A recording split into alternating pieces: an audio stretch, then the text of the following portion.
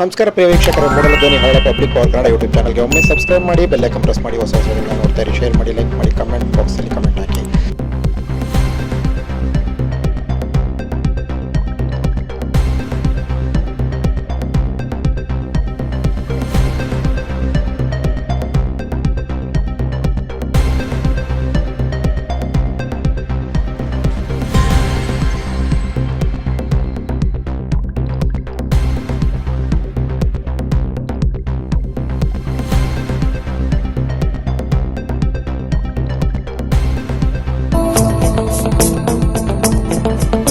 प्रफुल्लनीलपङ्कज प्रपञ्चकालिमप्रभावलं विकण्टकन्दली रुचिप्रबद्धकन्दरं स्मरच्चिदं पुरच्चिदं भवच्चिदं मखच्चिदं गजच्चिदान्धकच्चिदं तमन्तकच्चिदं भजे।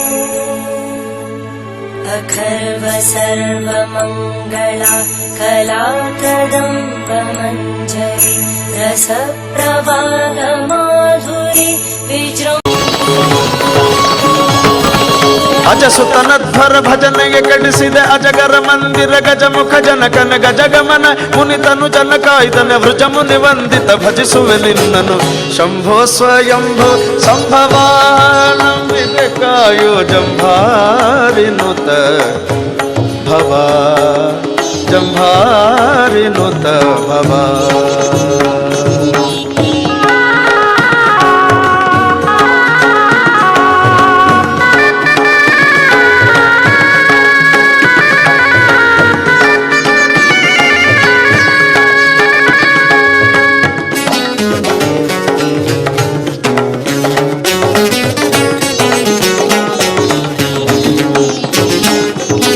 ಮಧುರಾಪುರಿ ನಿಲಯ. ಮೈಸೂರು ಜಿಲ್ಲೆ ನಂಜನಗೂಡು ತಾಲೂಕು ಕಪಿಲಾ ತೀರದಲ್ಲಿ ಸುತ್ತೂರು ಕಳೆದ 5 ದಿನಗಳಲ್ಲಿ ಜನಜಂಗುಳಿಯಿಂದ ಸಾವಿರಾರು ಭಕ್ತರಿಂದ, ಅಪಾರ ಗಣ್ಯರಿಂದ, ಮುಖ್ಯಮಂತ್ರಿಗಳ ಆದಿಯಾಗಿ ಸೇರಿದಂತೆ ಮಾಜಿ ಮುಖ್ಯಮಂತ್ರಿಗಳು, ಕೇಂದ್ರ ಸಚಿವರು, ರಾಜ್ಯ ಸಚಿವರು ಮತ್ತು ಹಿರಿಯ ಅಧಿಕಾರಿಗಳು, IPS ಅಧಿಕಾರಿಗಳು, IFS ಅಧಿಕಾರಿಗಳು ಸೇರಿದಂತೆ ಸಾವಿರಾರು ಭಕ್ತರು, ವಿಶೇಷವಾಗಿ ರಾಜ್ಯದ ಎಲ್ಲ ಬಹುತೇಕ ಮಠಾಧಿಪತಿಗಳು ಸೇರಿದಂತೆ ಇಲ್ಲಿ ನಡೆಯುವಂತಹ ಜಾತ್ರೆಯ ಸಂಭ್ರಮ ಮತ್ತು ಜಾತ್ರೆಯ ಒಂದು ಸಂಭ್ರಮ ಇದೆಯಲ್ಲ, ಇಲ್ಲಿ ಬಹಳಷ್ಟು ಜನರನ್ನು ಆಕರ್ಷಣೆ ಮಾಡುವಂಥ ಜಾಗ. ಪ್ರತಿಯೊಂದಕ್ಕೂ ಕೂಡ ಇಲ್ಲಿ ಬರೀ ವಸ್ತು ಪ್ರದರ್ಶನ, ಸಾಂಸ್ಕೃತಿಕ ಮೇಳ, ನಾಟಕ, ಕಲೆ, ಕ್ರೀಡೆ, ಸಂಸ್ಕೃತಿ, ದೇಶೀಯ ಆಟಗಳು ಸೇರಿದಂತೆ ರಾಜ್ಯ ಸಾಂಸ್ಕೃತಿಕ ವೈಭವವನ್ನು ಸಾರುವಂತಹ ಹಬ್ಬವೇ ಭಾವನಾತ್ಮಕ ಮತ್ತು ಭಾವೈಕ್ಯತೆಯನ್ನು ಮೂಡಿಸುವಂಥ ಜಾತ್ರೆಯೇ ಸುತ್ತೂರು ಜಾತ್ರೆ. ಹಾಗಾಗಿ ಈ ಸುತ್ತಮುತ್ತಲ ಹಳ್ಳಿಗಳವರ ಜನನೇ ಇಲ್ಲಿ ಬಹಳ ತುಂಬಿ ಹರಿಯುವ ಸಂದರ್ಭದಲ್ಲಿ ರಾಜ್ಯದ ನಾನಾ ಭಾಗಗಳಿಂದ, ವಿಶೇಷವಾಗಿ ಮೈಸೂರು, ಚಾಮರಾಜನಗರ ಜಿಲ್ಲೆಗಳಿಂದ ಕೂಡ ಹೆಚ್ಚಿನ ಜನಸಂಖ್ಯೆಯಲ್ಲಿ ಆಗಮಿಸುವ ಜೊತೆಗೆ ರಾಜ್ಯದ ವಿವಿಧ ಭಾಗಗಳಿಂದ ಬಂದಿದ್ದಾರೆ. ಮತ್ತು ಈ ಜಾತ್ರೆಯ ಸಂಭ್ರಮವನ್ನು ನೋಡೋದಕ್ಕೆ ಒಂದು ದಿನದಲ್ಲಿ ಸಾಕಾಗಲ್ಲ. ಪ್ರತಿದಿನ ವಿಶೇಷ ಇರುತ್ತೆ, ಪ್ರತಿದಿನ ಸಾಂಸ್ಕೃತಿಕ ವೈಭವಗಳಿರ್ತವೆ ಇಲ್ಲಿ. ಹಾಗಾಗಿ ಸುತ್ತೂರು ಜಾತ್ರೆಯನ್ನು ಸುತ್ತೂರು ಜಗದ್ಗುರು ಅಂತ ಶ್ರೀ ಶಿವರಾತ್ರೇಶ್ವರ ದೇಶಿಕೇಂದ್ರ ಮಹಾಸ್ವಾಮೀಜಿಗಳ ದಿವ್ಯ ಸಂಘದಲ್ಲಿ ಎಲ್ಲ ಕಾರ್ಯಕ್ರಮಗಳು ನಡೀತಾ ಇದೆ. ಕೇಶವ ಮಹಾವಿದ್ಯಾಸಂಸ್ಥೆ ನೇತೃತ್ವದಲ್ಲಿ ನಡೀತಿರುವಂಥ ಈ ಜಾತ್ರೆಯ ಸಂಭ್ರಮ ಪ್ರತಿ ವರ್ಷ ವಿಶೇಷವಾಗಿ ನಡೀತಾ ಇದೆ.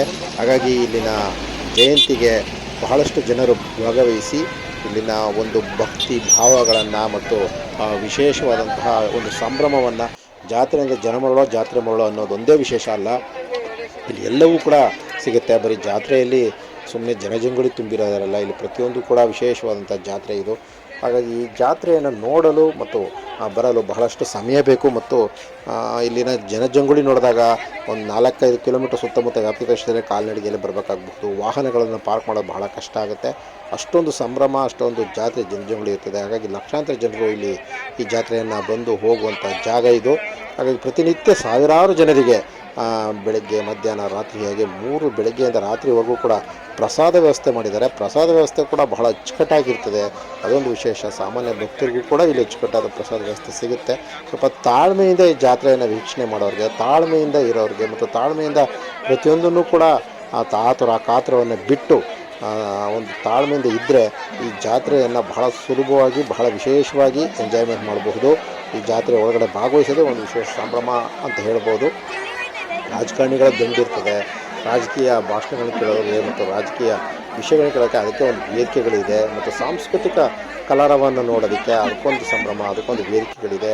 ವಸ್ತು ಪ್ರದರ್ಶನಗಳು ಹೋಯಿತು ಅಂದರೆ ನಿಮಗೆ ಪುಸ್ತಕ ಮೇಳಗಳು ನಡೀತಾ ಇದೆ, ಭಾಳಷ್ಟು ಪುಸ್ತಕ ಅಂಗಡಿಗಳಿದೆ. ನಮ್ಮ ದಿವ್ಯಾನಮೂರ್ತಿ ಅಜ್ಜಿಪುರ ಅನೂರು ತಾಲೂಕು ದಿವ್ಯಾನಮೂರ್ತಿಯವರು ಕೂಡ ಆ ಒಂದು ಪುಸ್ತಕ ಅಂಗಡಿಯನ್ನು ಈ ಬಾರಿ ಪಪ್ಪದಂಬರಿಗೆ ಪ್ರಾರಂಭ ಮಾಡಿದ್ದಾರೆ. ಅಲ್ಲೂ ಕೂಡ ಅವರು ವಿಶೇಷವಾಗಿ ಮಾರಾಟ ಮಳಿಗೆಯನ್ನು ಪ್ರಾರಂಭ ಮಾಡಿದ್ದಾರೆ. 10 ರೂಪಾಯಿ ಪದಾರ್ಥಗಳಿಂದ 1000 ರೂಪಾಯಿ ಲಕ್ಷಾಂತರ ಪದಾರ್ಥಗಳು ಕೂಡ ಇಲ್ಲಿ ಮಾರಾಟವಾಗ್ತಾಯಿದೆ ವಸ್ತು ಪ್ರದರ್ಶನದಲ್ಲಿ. ಇಲ್ಲಿ ಸಾವಿರಾರು ಭಕ್ತರಿಗೆ ಇಲ್ಲಿ ದಾಸೋಹ ವ್ಯವಸ್ಥೆಯನ್ನು ಮಾಡಿದ್ದಾರೆ. ಬಹಳ ಅಚ್ಚುಕಟ್ಟಾಗಿ ಕ್ಯೂನಲ್ಲೇ ಹೋಗಿ ಮಹಿಳೆಗೆ ಪ್ರತ್ಯೇಕ ವ್ಯವಸ್ಥೆಯನ್ನು ಮಾಡಿದ್ದಾರೆ. ಮಹಿಳೆಯರಿಗೆ ಸಾಗಿ ಬಂದು ಪ್ರಸಾದ ವ್ಯವಸ್ಥೆಯನ್ನು ಸ್ವೀಕಾರ ಮಾಡೋಕ್ಕೆ. ಹಾಗಾಗಿ ಭಾಳಷ್ಟು ಕೌಂಟ್ರ್ಗಳಿದೆ, ಭಾಳಷ್ಟು ಕಡೆ ಪ್ರತ್ಯೇಕ ವ್ಯವಸ್ಥೆಗಳನ್ನು ಮಾಡಿದ್ದಾರೆ. ಅಲ್ಲಲ್ಲಿ ಕೌಂಟ್ರ್ಗಳಿದೆ ದಾಸೋಹ ವ್ಯವಸ್ಥೆಗೆ. ಒಂದು ಕಡೆ ಏನು ತುಂಬಿ ಹರಿಯುವಂಥ ಜಾಗ ಅಲ್ಲ, ಎಲ್ಲ ಕಡೆ ಮಾಡಿದ್ದಾರೆ. ಮತ್ತು ಅಂಗಡಿ ಮುಂಗಟ್ಟುಗಳವರಿಗೆ, ಅಂಗಡಿ ವ್ಯಾಪಾರಸ್ಥರಿಗೂ ಕೂಡ ಅವರಿಗೆ ಒಂದಷ್ಟು ವಸ್ತು ಪ್ರದರ್ಶನದಲ್ಲಿ ಕೆಲಸ ಮಾಡ್ತಿರೋರಿಗೂ ಕೂಡ ಅಲ್ಲಿ ವ್ಯವಸ್ಥೆ ಮಾಡಿದ್ದಾರೆ. ಪೊಲೀಸ್ ಮಾಡಿದ್ದಾರೆ, ಮಾಧ್ಯಮಗಳು ಕೂಡ ಅಲ್ಲಿ ಬಂದು ಹೋಗೋದಕ್ಕೆ ಮಾಡಿದ್ದಾರೆ. ಅತಿ ಗಣ್ಯರಿಗೂ ಕೂಡ ಇಲ್ಲಿ ವ್ಯವಸ್ಥೆಗಳನ್ನು ಮಾಡಿದ್ದಾರೆ. ಹೀಗೆ ಪ್ರತಿಯೊಂದನ್ನು ಅಚ್ಚುಕಟ್ಟಾಗಿ, ಒಂದು ಜಾತ್ರೆ ಅಂದರೆ ಒಂದು ಸಣ್ಣ ಕಾರ್ಯಕ್ರಮಕ್ಕೆ ಎಷ್ಟು ಅಚ್ಚುಕಟ್ಟಾಗಿ ಮಾಡಬಹುದು, ಅದನ್ನು ದೊಡ್ಡ ಲಕ್ಷಾಂತರ ಜನ ಸೇರಿದ ಜಾಗದಲ್ಲಿ ಇಷ್ಟೊಂದು ಅಚ್ಚುಕಟ್ಟಾಗಿ ಮಾಡೋದು ಅಂದರೆ ಅದು ಸಾಮಾನ್ಯ ವಿಷಯವಲ್ಲ. ಆ ನಿಟ್ಟಿನಲ್ಲಿ ಸುತ್ತೂರು ಸಂಸ್ಥೆ ಮಹಾಸಂಸ್ಥಾನ ಅತ್ಯಂತ ಅದ್ಭುತವಾಗಿ, ವೈಭವಿತವಾಗಿ ಮತ್ತು ಅದ್ಧೂರಿಯಾಗಿ ಈ ಜಾತ್ರೆ ಸಂಭ್ರಮವನ್ನು ಎಂಜಾಯ್ ಮಾಡಲು ಸಾರ್ವಜನಿಕರಿಗೆ 5 ದಿನಗಳ ಕಾಲ ಮಾಡೋದು ಸಂಭ್ರಮ ಇದೆ. ಪ್ರತಿ ವರ್ಷ ಕೂಡ ಇಲ್ಲಿಗೆ ವರ್ಷ ಕೂಡ ಜಾತ್ರೆ ಜನರು ಬರುವಂಥ ಹರಿದು ಬರುವಂಥ ಜನಸಾಗರ ಜಾಸ್ತಿ ಆಗ್ತದೆ ಹೊರತು ಕಡಿಮೆಂತೂ ಆಗಿಲ್ಲ. ಹಾಗಾಗಿ ಈ ಜಾತ್ರೆ ಸಂಭ್ರಮವನ್ನು ನೋಡಿ ತಾಲೂಕು ನೀರು ಕುಡಿದಿರಂತ ದೇಹ.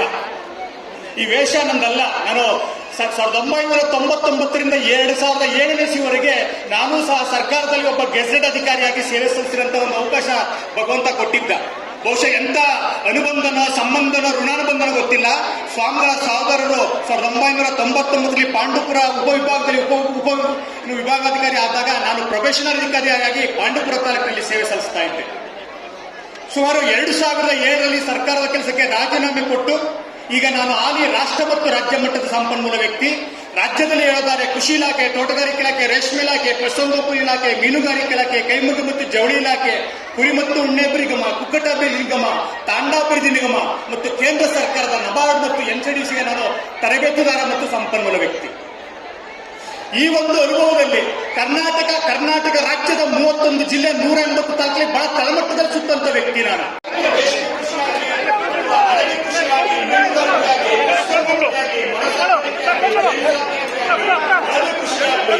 ರೈತ, ಕೃಷಿಕ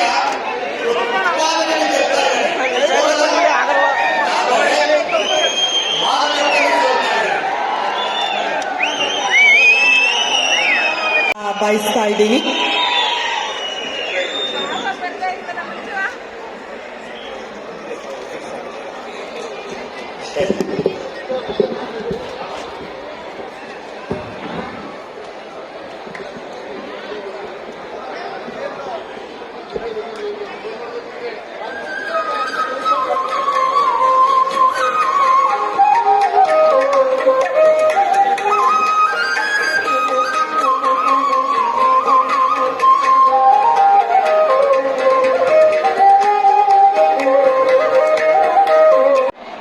ಎಲ್ಲಿವರೆಗೆ ರೈತ ಮಾರುಕಟ್ಟೆಯಲ್ಲಿ ಗೆಲ್ಲಲ್ವೋ ಅಲ್ಲಿವರೆಗೂ ಸಹ ನಾವು ಸುಸ್ತಿರಂತ ಬೆವರಿಗೆ, ನಾವು ಪಡ್ತಿರಂತ ಶ್ರಮಕ್ಕೆ, ನಾವು ಆಗ್ತಾರಂತ ಸಮಯಕ್ಕೆ ಅನುಗುಣವಾದಂತ ಅದಕ್ಕೆ ಪ್ರತಿಫಲ ನಮಗೆ ಸಿಗ್ತಾ ಇಲ್ಲ. ಈ ನಿಟ್ಟಿನಲ್ಲಿ ನನ್ನ ಕಳಕಳಿಯ ಮನವಿ, ಕೇವಲ ಉತ್ಪಾದನೆ ಮಾತ್ರ ಸೀಮಿತರಾಗಬಾರದು. ರೈತರು ಪ್ಯಾಕಿಂಗ್, ಬ್ರ್ಯಾಂಡಿಂಗ್, ಸಂಸ್ಕರಣೆ ಮತ್ತು ಮಾರುಕಟ್ಟೆ ಮಾಡಂತ ಈ ನಿಟ್ಟಿನಲ್ಲಿ ಕ್ರಾಂತಿಗಳಾಗಬೇಕು. ಈ ನಿಟ್ಟಿನಲ್ಲಿ ತಾವೆಲ್ಲ ನಿಮ್ಮನ್ನ ಪ್ರೇರೇಪಣೆ ಮಾಡಲಿಕ್ಕೆ ನಾನು ಬಂದಿರುವಂತದ್ದು. ಮತ್ತೆ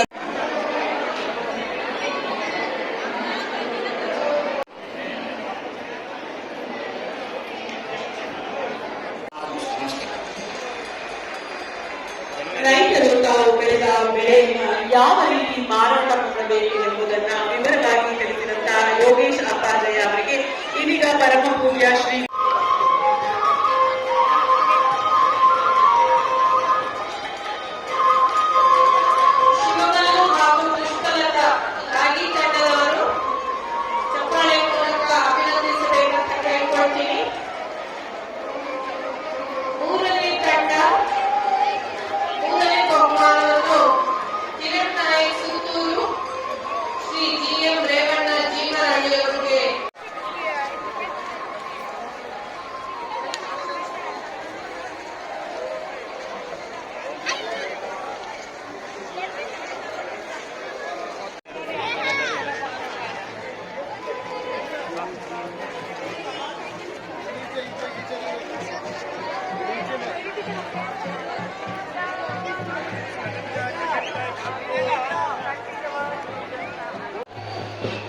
ಮೊದಲನೇದಾಗಿ ಪರಮಪೂಜ್ಯ ಜಗದ್ಗುರುವಿನ ಕ್ಷಮೆಯನ್ನ ಕೇಳ್ತೇನೆ. ಸರಿಯಾದ ಸಮಯಕ್ಕೆ ಕಾರ್ಯಕ್ರಮ ಪ್ರಾರಂಭ ಆಗ್ತದೆ ಅನ್ನುವ ಅರಿತದ್ದು, ಒಂದು ಉತ್ತಮ ಮಾರುಕಟ್ಟೆ ನಿರ್ಮಾಣ ಆಗದೆ ಇರತಕ್ಕಂಥದ್ದು, ಆ ನಿಟ್ಟಿನಲ್ಲಿ ಅವರು ಅರ್ಥಪೂರ್ಣವಾಗಿ ಮಾತನಾಡ್ತಾ ಇದ್ರು. ಅದು ಕೂಡ ಕೃಷಿ ವಿಚಾರ ಸಂಕಿರಣ ನಡೀತು. ನಾನಂತ ಕೃಷಿ ವಿಚಾರ ಸಂಕಿರಣ ಸಂದರ್ಭದಲ್ಲಿ ಪೂಜ್ಯ ತಂದೆಯವರು ಸನ್ಮಾನ PS ಯಡಿಯೂರಪ್ಪನನ್ನ ಸ್ಮರಣೆ ಮಾಡಲೇಬೇಕಾಗ್ತದೆ. ಕಾರಣ ಏನಪ್ಪಾ ಅಂತ ಹೇಳಿದ್ರೆ, ದೇಶಕ್ಕೆ ನಾಡಿಗೆರಡು ತುತ್ತು ಅನ್ನವನ್ನ ಕೊಡ್ತಕ್ಕಂಥ ರೈತ ಈ ದೇಶದ ಮತ್ತೊಂದು ಕಣ್ಣು. ರೈತ ಬೆಳೆದಂತ ಬೆಳೆಗೆ ಒಂದು ವೈಜ್ಞಾನಿಕ ಬೆಲೆ ಸಿಗದೇ ಇರುವಂತದ್ದು. ಒಂದು ಕಡೆ ಬರ, ಮತ್ತೊಂದು ವರ್ಷ ಅತಿವೃಷ್ಟಿ. ಬರ ಇದ್ದಾಗಲೂ ಕೂಡ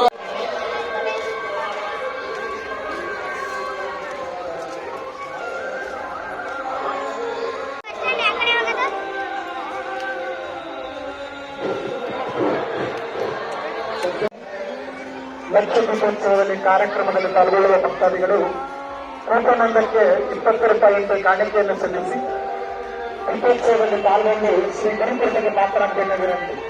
ಟಿಕೆಟ್ಗಳ ಸಿಗ್ತಾ ಇದ್ದಾರೆ, ದಯವಿಟ್ಟು ಟಿಕೆಟ್ಗಳನ್ನು ಪಡೆದು ಲಕ್ಷ ದೀಪೋತ್ಸವದಲ್ಲಿ ಪಾಲ್ಗೊಂಡು ಶಿವರಾತ್ರೀಶ್ವರರ ಕೃಪೆಗೆ ಪಾತ್ರರಾಗಬೇಕಾಗಿ ವಿನಂತಿ.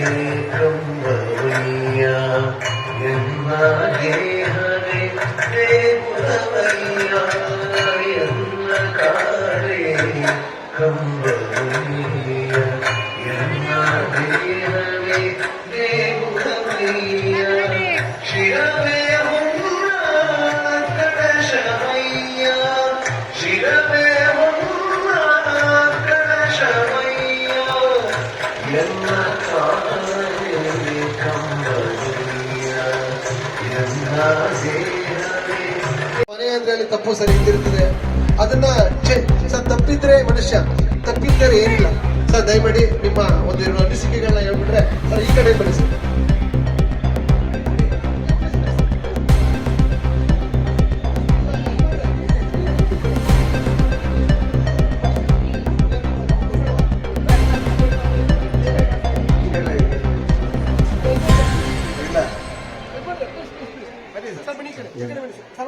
ಈಗ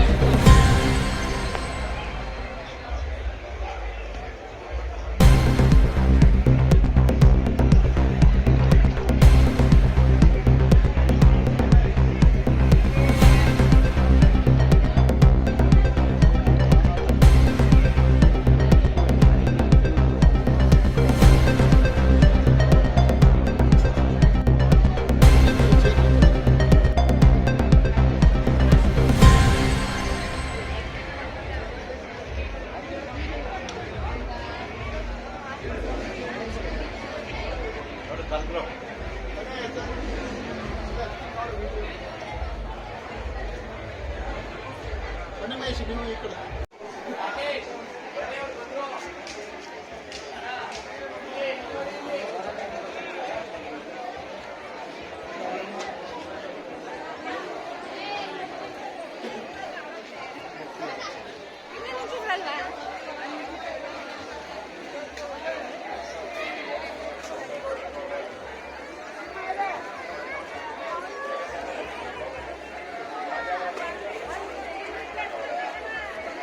ಅದಕ್ಕಾನು ಫೋನ್ ಮಾಡಿ